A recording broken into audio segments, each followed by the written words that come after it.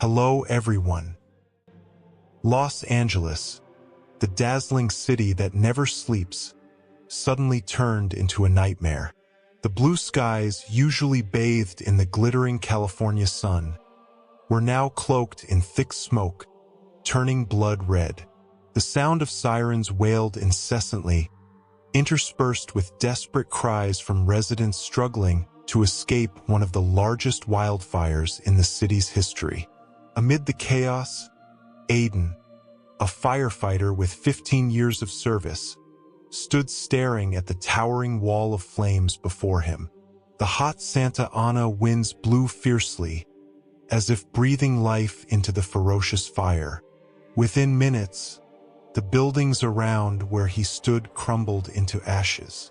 "It's impossible for us to control this," shouted Aiden's colleague, his face drenched in sweat and dust.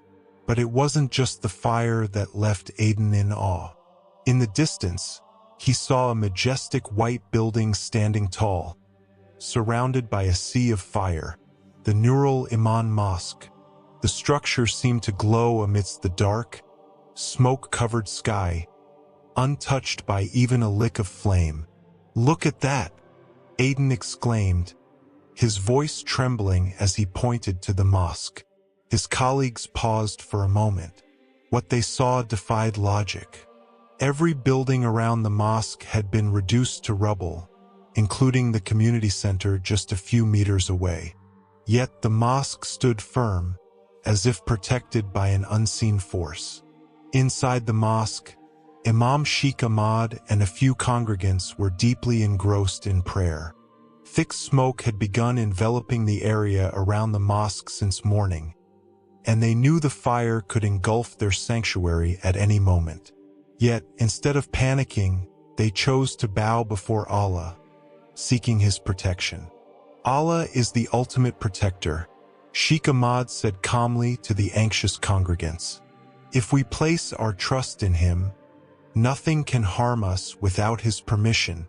Outside, the fire crept closer, consuming everything in its path.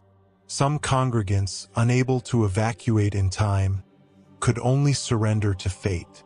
But from the mosque's windows, they witnessed something extraordinary.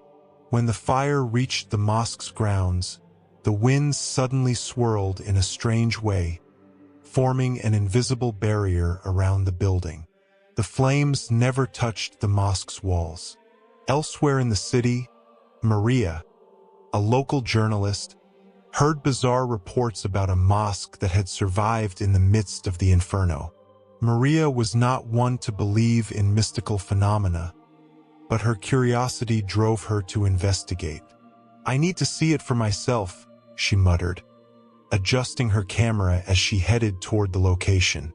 When Maria arrived, she was stunned.